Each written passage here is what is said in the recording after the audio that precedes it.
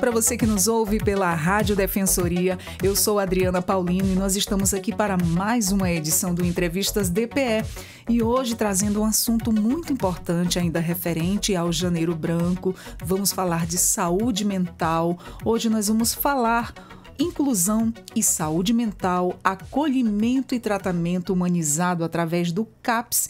E para conversarmos conosco sobre esse assunto, a nossa convidada de hoje é a doutora Maria Vaulian, médica psiquiatra do CAPS. Ela vai falar sobre tudo com você de saúde mental, esclarecer as nossas dúvidas. Seja muito bem-vinda, doutora, ao Entrevistas DPE. Muito obrigada pelo convite, né? Queria agradecer muito o espaço para poder falar sobre saúde mental e poder esclarecer o nosso trabalho que nós fazemos no CAPS. Obrigada pelo convite. A gente que fica honrado em recebê-la aqui. Doutora, para nosso começo de conversa, né? Como é que você enxerga a evolução do atendimento em saúde mental em Boa Vista nos últimos anos? Nós sabemos que quando se fala de saúde mental, o trabalho ele não é feito apenas pelo CAPS ou por uma instituição. Existe uma rede de cuidado, que é a rede de atenção psicossocial, que é responsável, né, por todos os tipos de atendimento. Eu costumo dizer que nós não atendemos CID, nós não atendemos doença. Nós atendemos o paciente de acordo com a labilidade emocional que ele apresenta naquele momento. Então, se ele está em crise, ele vai receber um atendimento. Se ele está estabilizado, ele vai receber um atendimento. Então, a rede em si, ela está se preparando. A gente sabe que depois da pandemia, tivemos um aumento muito grande, né? Uma percepção muito grande de si. Consideravelmente. Isso trouxe uma repercussão estrondosa para dentro do nosso serviço. Ou seja, por quê? O CAPS ele tem um público voltado, que são as pessoas com transtorno grave e grave persistente. Então, esse tipo de público começou a aumentar bastante. Então, o que eu posso dizer? Temos muito trabalho pela frente. Com certeza. Doutora, dá-se esse aumento de número de casos devido aí, depois dessa pandemia que passou, deixou muita gente aí com síndrome do pânico, com ansiedade. Coube muito a isso, essa razão também desse aumento aí de pessoas procurando o serviço, sim. O isolamento em si, o fato de você olhar para dentro de si, poder se analisar. A gente sabe que quando você está no status fazer, quando a gente diz status fazer, é quando você está sempre fazendo alguma coisa em função do outro ou em função de si mesmo. Você dispensa aquele lado sentir. Então, você não trabalha as suas emoções. Você não trabalha a sua raiva, você não trabalha a sua tristeza, né? As emoções básicas que a gente deveria se autoconhecer. Então, a pandemia trouxe esse momento para que você pudesse se conhecer. Muita gente não gostou, né, do que se deparou. Fora que a necessidade do contato humano, né? Nós somos um ser social. Então, quando você deixa de ter esse contato humano, também veio os outros transtornos, como você falou, depressão, ansiedade, que são os transtornos mentais comuns que mais se atendem. Mas, principalmente, veio a gravidade disso. Porque antes, como era algo leve, você ia trabalhar, você saía, você se divertia, você tinha teus escapes, vamos dizer. E já não tendo esses escapes, você teve que enfrentar essa angústia, essa agonia, essa falta de ar e todos os sintomas que a ansiedade e a depressão traz como consequência. Nossa, foi horrível. Eu fui uma que isso chegou em mim e eu nunca pensei que isso fosse acontecer, né? A pandemia veio e ela veio com tudo, e dali você começou a ver jornais, era o tempo todo aquilo ali. Interessante, né, doutora, que em cada pessoa ela desencadeou ali de modo diferente, cada um com suas razões, com suas coisas. Em mim eu comecei a ter muito conhecimento do que estava acontecendo, a estudar, a pesquisar, até que a gente começou a ver conhecidos morrendo, até chegar na família da gente. E eu, pelo fato de eu ser mãe atípica, o meu filho é não verbal. E aquilo me causou uma angústia. Eu disse, nossa, se ele pegar a Covid, como é que ele vai se expressar, dizer o que ele está sentindo? E aquilo foi me angustiando e eu fui colocando aquilo ali na minha cabeça e virou uma ansiedade, que eu pensava que ansioso era uma pessoa rápida, eu não tinha o conhecimento do que era uma pessoa com ansiedade. Eu fui parar no hospital umas 4 vezes com falta de ar, sem conseguir respirar. Foi daí que foi toda a investigação e até chegar no psiquiatra, para tratar tudo isso que, nossa, a minha médica que me tratou, graças a Deus, hoje eu estou bem melhor e sabendo o que é que eu tenho, a gente já tem esse conforto, já consegue se controlar. E se não fosse um médico psiquiatra, meu Deus, o que era de mim? esse profissional que está cada vez mais difícil, doutor. O que está acontecendo com os nossos médicos? Tem tão pouquinho? Ou é a demanda que está enorme? Eu acho que é a demanda que está enorme. Mas, assim, os poucos que tem são muito bons, né? São muito ótimos. Dedicados, são muito humanos, sim, né? Os meus colegas realmente conseguem fazer essa parte. Porque o psiquiatra em si, ele tem que ter... É diferente. Eu sempre costumo dizer, os meus colegas cardiologistas, ginecologistas, outras profissões têm os exames, tem a tomografia, tem outras coisas que podem auxiliar. Já no nosso caso, é 100% clínico. Né? E olhar as parcerias, não se pode esquecer dos nossos grandes companheiros e parceiros psicólogos que estão aí para poder desenvolver um trabalho. Os neurologistas também. Então, não é só a gente, então, toda uma equipe. É uma equipe toda, né? Uma equipe multifuncional voltada para a saúde mental. Exatamente. E de que forma o atendimento humanizado aí, ele pode ajudar, né, na adesão ao tratamento por parte aí dos pacientes? O interessante é já voltando, né, o olhar para o CAPS em si, que o atendimento no CAPS, algumas pessoas pensam que é porta aberta. Ou seja, se você estiver em situação de crise, né, você pode procurar o CAPS, mas algumas vezes no CAPS a gente tem, como eu falei no começo, um público que é um público de transtorno grave persistente, né? Depois eu vou ressaltar um pouquinho quem seria esse perfil. Mas não é porque a gente atende pacientes com transtorno grave persistente que nós não vamos acolher os outros, né, os outros estados, o moderado para leve, encaminhar para o ponto de atenção para que ele possa dar continuidade ao seu atendimento. Então, o CAPS, ele não é só um lugar de atendimento psiquiátrico, de atendimento psicológico, mas também ele é um lugar de acolhimento. Ou seja, se você estiver em situação de crise, você chegar no CAPS, você vai ter o que a gente costuma dizer que é o acolhimento inicial. O acolhimento inicial no CAPS, ele tem esse papel de ouvir, né? Todos os profissionais do CAPS, nós somos técnicos em saúde mental. Então, todos são capacitados para poder ouvir, né, o paciente quando chega, para poder acolher.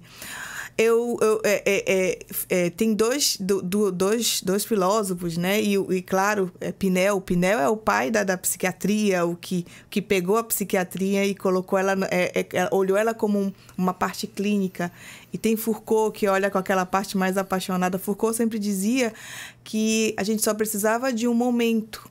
Algumas vezes, para poder descansar, né? Sabe que todos nós, não existe ninguém que nunca passou por algo muito angustiante na vida, né? E o CAPS, com certeza, pode ser esse lugar onde você está desesperado, que você vai encontrar pelo menos que a pessoa que estiver lá possa te dar um caminho. Você vai ser escutado, que às vezes é isso que você necessita. Um espaço para você poder falar. Ser ouvido. Sem julgamento. Exato. E é exatamente isso. Exatamente. Eu acho que essa é a principal, né, palavra. É um espaço para você ser escutado sem julgamento. Né? Porque a loucura não é algo muito, historicamente falando, ela não é algo confortável para ninguém. Né? Com certeza, doutora, com certeza. Ouvir sem ser julgado. Ouvir sem ser julgado. Isso só piora, né? Quando as pessoas julgam. E um profissional faz isso como ninguém, assim, ouvir sem julgar e compreender. Isso é muito bom, é por isso que a maioria dos pacientes, quando procuram um profissional, eles se sentem bem melhor, que são acolhidos, recebidos e entendidos. E aquilo que eles querem, porque eles já são julgados pelo todo, isso é que impede algumas vezes. Né? Eu dei uma entrevista semana passada, onde eu dizia que quantas pessoas deixam de buscar ajuda porque imaginam que vão ser julgados. Exato. Então, quando você sabe que você tem um espaço onde você vai poder falar e que não existe coisas pequenas, isso é grande para você, porque o que importa é você nesse momento, né? Não é o todo. Então, às vezes você diz assim, nossa, mas outras pessoas reagiriam de outra forma, seriam mais fortes, os que os pacientes dizem, né? A expressão dos mais fortes. Mas não existe forte. Você é uma pessoa única, com os seus sentimentos únicos, com as suas experiências únicas, com a sua emoção que você sabe ou não lidar. Verdade. Então, talvez você necessite desse espaço. Isso não significa que você seja fraco. Exatamente. Né? Buscar ajuda não é vergonhoso. Exatamente. Buscar ajuda não é vergonhoso. Voltando para o CAPS, quais são aí os principais benefícios, né, das oficinas terapêuticas para a saúde mental dos usuários que lá frequentam? Isso. Nós temos as nossas oficinas terapêuticas. Elas são voltadas para os usuários que são com transtorno grave e grave persistente. As oficinas, elas têm o intuito dos nossos pacientes socializarem entre si, né? Mas também de ter aquele um espaço. Imagina que a gente sabe que o CAPS ele veio para substituir os manicômios, né? Algumas vezes o CAPS ele é o único espaço onde os nossos pacientes, que a gente costuma dizer que são os intensivos, têm de socialização, de valorização, o único espaço onde eles têm para poder desenvolver algum trabalho manual, às vezes se sentir mais humano, ser cuidador. Você é uma cuidadora de uma pessoa com sofrimento, né, mental. Não é nada fácil. Então, às vezes, estar lá para a família também é importante. Então, é um momento que eles têm de socializar entre eles. E nós, claro, como técnicos de saúde mental, podemos olhar sua evolução dentro desse processo. Então, eu sempre estou lá com eles, algumas vezes, quando dá tempo, é muita demanda, né? Mas eu tento desenvolver uma ou outra oficina no decorrer do ano. E isso ajuda muito também na relação que a gente possa ter, na confiança que eles possam ter entre a gente. Isso é muito interessante. Com toda certeza, vai ganhando ali aquela confiança, né, doutora, pela forma com que eles são acolhidos e compreendidos. Mas não indo muito longe atrás, hoje a gente pode ver o avanço que a saúde mental teve, porque quem quiser conhecer, basta ir lá no YouTube e assistir Holocausto Brasileiro. Nossa, como era tratada as pessoas com transtorno antigamente. Não está com muito tempo atrás, não. Isso aí aconteceu há alguns tempos atrás. Eu assisti o Holocausto Brasileiro, a forma com que eram tratadas nossas pessoas especiais, as pessoas com transtornos mentais, era tudo misturado, não tinha uma especificação para cada uma. Essa tem isso, tem aquilo, não. Era tudo junto ali, não era nada humanizado, era um lugar insalubre, eram as pessoas maltratadas mesmo. Então, quem assistiu aquilo ali, nossa, eu fiquei chocado. O quanto hoje isso está diferenciado, o quanto hoje isso está humanizado, né? Isso é muito interessante. Quem assistir pode conferir o que eu estou falando. Doutora, você acredita que há um aumento na procura por atendimentos em saúde mental na unidade? E se sim, a que você atribui esse crescimento? Existe a questão do saber do serviço, existe também, isso conta bastante, né? Hoje as pessoas têm muita informação, então elas têm mais percepção sobre seus sentimentos, suas emoções, né? E isso leva a uma grande procura. Como eu falei anteriormente, a pandemia, que foi o boom das estruturas, lutos, né, isolamento social, isso levou as pessoas também a ter bastante consequências, né, as complicações da pandemia. Exato. Que variou desde uma falta de memória até um próprio síndrome do pânico, a própria ansiedade, depressão, lutos patológicos imensos, né, que se teve no decorrer desse tempo. Com certeza a gente anexa diretamente a esse momento, não só para o Brasil, para Roraima, mas também para o mundo muito, muito difícil. Muito difícil mesmo. Foi um momento que atravessamos que deixou sequela até hoje.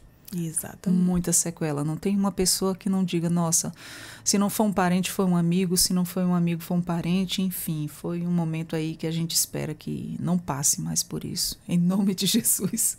Quais estratégias são utilizadas, doutora, para garantir que os pacientes se sintam aí acolhidos desde o primeiro contato com a unidade? Nós trabalhamos em equipe multifuncional, né? Como eu disse no primeiro momento, o atendimento do CAPS ele não é centrado no médico, ele é feito por uma equipe técnica de saúde mental, onde todo mundo tenha a mesma capacidade de acolher, né? E cada técnico, psicólogos, fonoaudiólogos, assistentes sociais, a gente acaba olhando a necessidade individual de cada um e tentando desenvolver um trabalho. Eu acho que uma das coisas que faz a grande diferença é esse acompanhamento, né? É ele ir, ser acolhido, ser marcado a consulta, posteriormente também ser brindado o acompanhamento psicológico, ser feito o acompanhamento de referência, que não necessariamente é um acompanhamento psicológico, mas é uma pessoa que vai estar ali te ouvindo, vendo se a medicação está dando certo, né?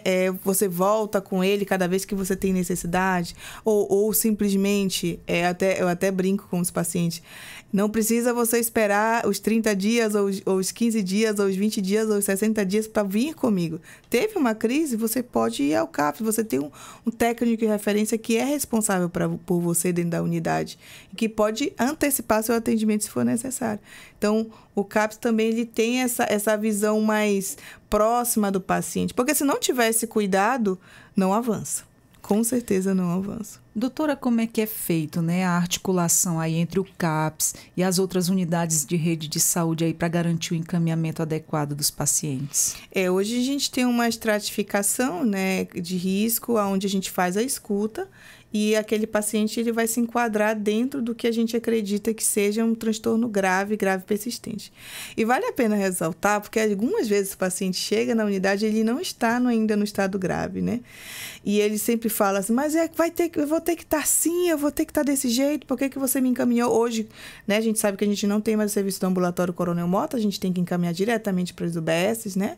Mas quando a gente encaminha é com um matriciamento, ou seja, com uma visão de que se o médico ele não estiver apto, se ele não se sentir seguro, ele pode entrar em contato com o CAPS, ou o CAPS entra em contato com ele, para a gente poder dar aquela consulta compartilhada que a gente costuma dizer, né?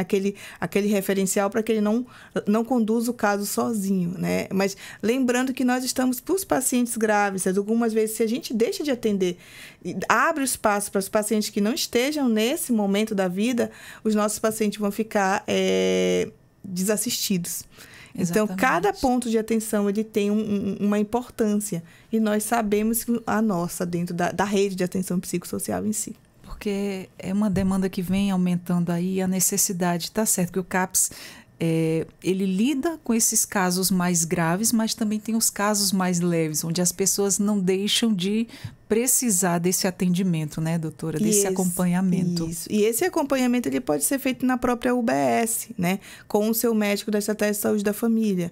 E sempre lembrando que a porta de entrada sempre vai ser a UBS. Né? É o seu primeiro contato, é onde que você pode conversar. Às vezes é a pessoa que te acompanha há muito tempo. Então, é interessante até mesmo você conversar com o seu médico da estratégia de saúde da família para você poder entender se o seu caso é para encaminhar para o CAPS ou não. Certo. E lá vai ser decidido aí, definido direitinho para que lado a pessoa deve buscar ajuda. Exatamente. Mas, assim, interessante é eu saber que se eu for ao CAPS, eu vou ser acolhido, eu vou ser ouvido. Né? E depois se vai ser encaminhado, mas o primeiro momento já foi, que foi aquela coisa de você ter um espaço para você poder falar. Muito bom. E, doutora, há planos aí ou projetos futuros, né, para ampliar ainda mais a capacidade de atendimento ou diversificar aí as atividades realizadas no CAPS? A gente está com a organização da equipe em si, né, para poder tentar não só organizar, a gente sabe que com o fechamento do ambulatório a gente vai ter que se reestruturar de novo. Então a gente está nessa questão das capacitações das UBSs, né, dos médicos da estratégia de saúde da família, para que eles possam também acolher melhor esses pacientes que são leves para moderados. A gente está junto, né, com a coordenadora de saúde mental também. A rede a gente está tentando se estruturar para que esse serviço seja aberto de uma forma, algumas vezes, não só voltado para o atendimento médico em si, mas também voltado para os grupos terapêuticos, que a gente sabe que a UBS pode estar desenvolvendo, voltado para os grupos de saúde mental também, que a gente pretende estar montando dentro do CAPS, não só as oficinas, né, voltadas para os nossos intensivos, mas também brindar, né, para os adolescentes, grupos de adolescentes em si. Mas é muito mais tentar estruturar e organizar o CAPS em si, para que a gente possa capacitar os pontos de atenção, né, para que esses pacientes possam ser referenciados. A gente sabe que, se a gente for ver dentro da estatística, os pacientes graves deveriam ser minoria. E aí vem a pegada do janeiro branco. Quanto mais a gente previne, menos esses pacientes ficam graves, né? Então, quanto mais a gente poder capacitar os médicos e profissionais de nível superior da estratégia de saúde da família em si, menos eles vão poder manejar esses pacientes não vão ter que chegar até o CAPS, não vão ficar graves em si, né? E eu acho que é muito mais para isso que vem o janeiro, para te perguntar como é que está a tua saúde mental. Ou simplesmente como é que está 3 coisas. Você está comendo bem, você está dormindo bem, né? Você está praticando exercício físico. Se a gente vai olhar só para essas 3 coisas básicas, você já vai ficar uma semana aí pensando, fazendo uma autoavaliação de como realmente está tudo isso. Né? Se a gente tem essa prevenção, né, de poder se cuidar, de poder olhar para dentro de si, com certeza você não vai chegar no nível de CAPS. Ter sempre a válvula de escape. Exatamente, né? Exatamente. É que os nossos profissionais sempre falam pra gente, você tem que ter uma válvula de escape. Você está com a vida muito sobrecarregada, os psicólogos falam muito isso. Você está com a vida muito sobrecarregada, você tem que ter uma válvula de escape, você tem que fazer uma coisa que você gosta, distrair sua mente. A vida não é só trabalho, casa, trabalho e responsabilidade com filhos o tempo todo. Você tem que ter um momento seu. Eu sempre ouço isso, doutora. Ela repetiu agora como se fosse uma frase já batida. É verdade. Bateram muito nessa tecla até entrar na minha cabeça de que eu tinha que pensar em mim. A gente, quanto mãe, dona de casa, a gente pensa muito na casa, nos filhos, no bem-estar da família e eu sou daquela que acaba esquecendo de si mesma. Exatamente. Eu me dou por inteiro.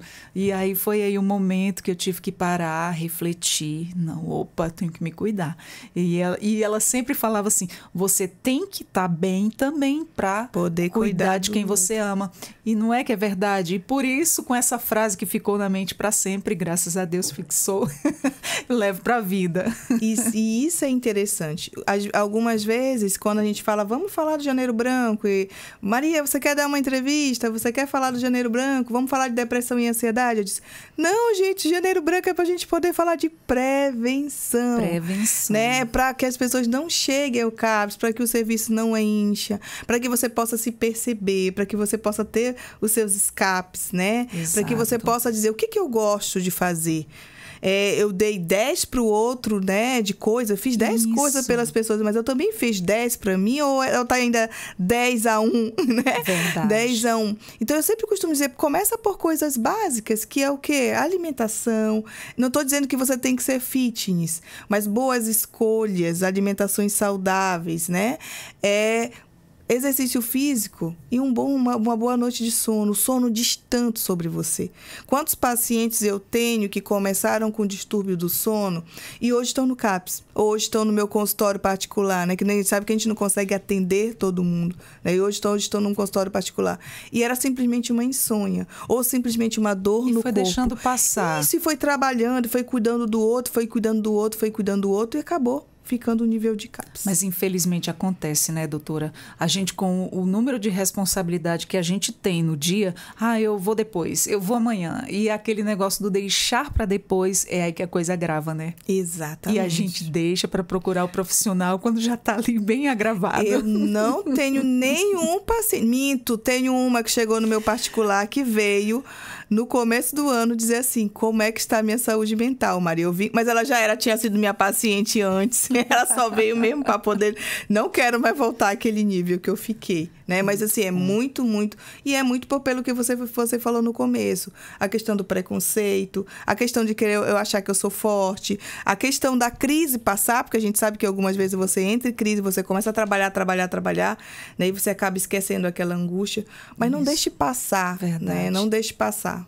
Quem já passou por isso sabe, então já fica aí tentando não ir mais por aquele caminho e, quando for necessário, buscar ajuda. Exatamente. E o que você diria, doutora, para alguém que ainda sente preconceito, né, ou receio em buscar ajuda para as questões de saúde mental? Dizer que a saúde mental ela é tão importante quanto a saúde física, né? Afinal de contas, E não, eu não diria um encéfalo não está disponível, mas a mente em si, que é algo que circula dentro do encéfalo. O mental vai para o corpo também. Exatamente, e tem uma repercussão imensa. Sim. Eu costumo dizer que os meus pacientes, eles começam a fazer psicoterapia porque estão doentes, depois fazem psicoterapia para poder se desenvolver em todos os aspectos da sua vida. Então, se você não estiver bem mentalmente, às vezes aquele esquecimento que você tem, às vezes aquela falta de memória, às vezes a falta de crescimento no trabalho, às vezes o teu relacionamento não tá legal, você é agressivo com a outra pessoa que você se relaciona, você não está feliz, mas você não está bem com o que você está vivenciando hoje. Então, se você não está bem com o que você está vivenciando hoje, por que você vai continuar no mesmo método? Só para você dizer que você é forte, eu tenho costume dizer, forte é uma pessoa que levanta uma casa. E existe uma diferença muito grande entre ser forte e ter inteligência emocional. E ter inteligência emocional é fazer boas escolhas, né, para que você possa crescer. Então, se você hoje apresenta algo, né, quantos pacientes já chegam com um comportamento suicida, com uma resistência imensa? Nossa. Chegar no psiquiatra, eu até falo assim, gente, eu não morro, eu sou legal. Chegar no psiquiatra é a última coisa que pode acontecer, porque você acredita que você pode dar conta. Então, não precisa você passar por isso, né? Porque que você vai estar, eu até brinco, porque você vai estar com dor de cabeça se você tem a dipirona para você poder aliviar a dor de cabeça? Exato. Por que você vai estar angustiado se você tem profissionais capacitados para poder te acolher, para poder aliviar, né? Eu digo, se permita viver, né, por um momento ou a toda a vida sem a angústia que você está sentindo hoje. Exatamente. Né? Se permita buscar ajuda. Você já sofreu demais. Então, busque ajuda, se permita. Permita-se procurar um profissional de saúde, né, para que você possa viver, ter uma boa noite de sono, né? Não ser agressivo, realmente não ser feliz, mas simplesmente estar feliz com você mesmo. Eu acho que essa é a palavra. Exatamente, doutora. Como é que o CAPS ele atua, né, para combater aí o estigma, né, em torno dos transtornos mentais na sociedade? É bem complicado, né? Porque hoje até a gente virou meme. Tudo tem lá no TikTok, tá lá os pacientes que são do CAPS, mas se mantendo como uma instituição séria, né? Desenvolvendo um trabalho sério, usando esses espaços para poder divulgar o nosso trabalho e falar que tipo de trabalho a gente desenvolve, que hoje é muito importante. Algo que era marginalizado hoje, eu até falo que as duas únicas patologias que viviam à margem da sociedade era a lepra e os hospitais psiquiátricos. Todas as outras patologias ficaram juntos em uma só instituição. Então, hoje, quando a gente, né, faz esse contato com a família, né, e principalmente quando as pessoas saem bem do CAPS, elas entram no CAPS, né, com graves, mas a maioria, acho que 90% delas conseguem sair bem, trabalhando, estudando, né, tendo contato com a sua família. As pessoas pensam que ao ir ao CAPS, elas só vão, mas elas não vão sair mais de lá. Não, elas vão fazer um tratamento, elas estão indo ali para elas poderem ficar bem. Então, mantendo essa instituição, né, com os profissionais capacitados, né, com um bom acolhimento, uma instituição séria para que as pessoas, quando recorram a nós, saibam que vão nos encontrar sem esse julgamento. E quebrar esse tabu de que o CAPS não é só trata, e que o psiquiatra ele só trata louco. Isso não existe, gente. Isso é da era passada. O médico psiquiatra, ele trata de todos os problemas mentais, certo, doutora? Todos. E se você chegou a um certo nível, foi porque não buscou o tratamento lá do início. Isso. Quando você já deu aí os primeiros sinais, não procurou o atendimento e chegou ao nível que chegou. Exatamente. Né? Cada um com as suas peculiaridades. Igual qualquer patologia. A gente Exato. sabe se é uma hipertensão, você não cuida, você pode chegar a uma insuficiência cardíaca. Sim. E se você tem qualquer outra patologia que você não cuida no começo, você vai evoluindo, até ter as complicações. É verdade. E, doutora, de que maneira aí o envolvimento da família, né, no tratamento dos pacientes pode influenciar nos resultados alcançados? É tudo. A gente costuma dizer que é uma tríade, né? A gente tem a equipe multifuncional, tem o apoio do psiquiatra, tem as medicações, mas se a gente não tiver a família nos apoiando. E eu sempre costumo dizer que tem que ser orientado, tá? Porque senão fica aquele amor sufocante e a família, em vez de ajudar, acaba atrapalhando. Ai, meu Deus, eu sufoco meu filho. É bem interessante, eu costumo dizer para os meus pacientes, por favor, vocês têm que ser uma rede social efetiva. Então, rede social efetiva é você saber a que horas você vai perguntar se ele está bem, né? A que horas você vai ficar perto, a que horas você tem que estar um pouquinho mais longe, entender que algumas vezes aquela agressividade não é ele, mas sim faz parte do momento que ele está vivenciando, do transtorno que ele está vivenciando naquele momento. Entender que algumas vezes é adolescente, que eu faço um trabalho muito bacana com adolescente, entender que adolescente é adolescente, que adolescente não se medica, né? Todo mundo que já passou pela adolescência sabe disso, né? Que existe birra de adolescente, que existe alguns comportamentos que é da fase, né? Então, não tem como medicar isso. Então, é poder ter esse envolvimento. E é bem interessante que você disse, a família ela é essencial.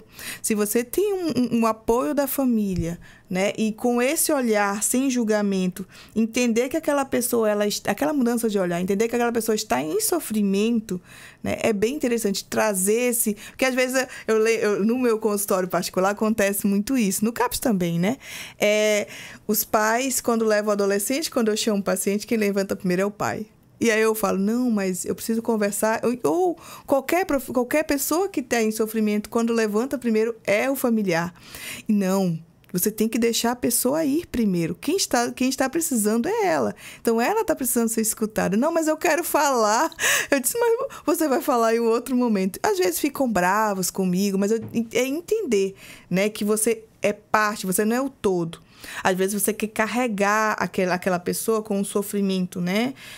E você acaba adoecendo também. Então, tem que saber ser, né, um apoio social, lidar, né? Um apoio social efetivo, para que você também não adoeça. Isso, exatamente, com toda certeza. E como as famílias podem procurar o CAPS? Elas geralmente elas vão junto com os pacientes, né? Ele nunca chega desacompanhado, sempre vai com... A gente até aconselha que vá. A gente recebe muitos pacientes com ideação suicida, com planejamento. Então, é sempre bom que esse paciente vá com o familiar. Às vezes, a gente não dá a medicação para o paciente, é dado para o familiar, é dado as orientações de como ele deve, já no acolhimento inicial, como ele deve proceder. Então, a orientação que ele sempre vá. O que a gente não atende, a gente atende, escuta a família, né? Orienta, mas o atendimento sempre é feito para o paciente, né? Pode a pessoa ir, eu quero saber uma informação, eu estou passando por isso, ela pode ir que ela também vai ser atendida. Olha, muito bom, porque lá também vocês cuidam do familiar, né? Ouve. Porque o familiar que cuida, aquele que está ali presente do lado, ele também precisa ser ouvido e acolhido para saber lidar com aquela situação que ele está vivenciando ali com aquele parente, com aquele familiar, né, doutora? Exato. Rede social efetiva. Não adianta só ser uma rede social, mas tem que ser uma rede social efetiva. Com certeza. Quais são as unidades, doutora? Hoje, a gente tem, né, as unidades básicas de saúde, que são todas, né, que você pode consultar lá no site da prefeitura, que é, como eu falei, a porta de entrada, o primeiro ponto de atenção, que vai atender os casos leves e moderados. Tem o CAPS, que atende os transtornos grave e persistente. O HGR, que atende as emergências. A equipe também é muito boa, que atende as emergências do HGR. A equipe, os médicos são maravilhosos, muito acolhedores, né? E o SAMU, que também está nessa conosco. Eu, claro, não vou deixar de ressaltar os meus companheiros abordadores, né? Que eu sou abordadora do Corpo de Bombeiros, que também desenvolve um trabalho muito bacana com as pessoas que estão em tentativa iminente, né? Eles também desenvolvem um trabalho legal. Então, em toda uma rede que está voltada para o cuidado de saúde mental. Muito bom. Inclusive, já passou aqui com a gente, é um pessoal do Corpo de Bombeiro, que eles estão se preparando para lidar com pessoas com necessidades especiais, de como abordar. Eu achei isso tão interessante, eu achei um olhar tão carinhoso para a gente que é família atípica. Nossa, eu fiquei assim maravilhada vendo, eu disse, nossa, alguém está olhando para nós também, mais um aliado, mais um nessa força, nessa batalha, nessa caminhada. Eu fiquei muito feliz com mais essa soma.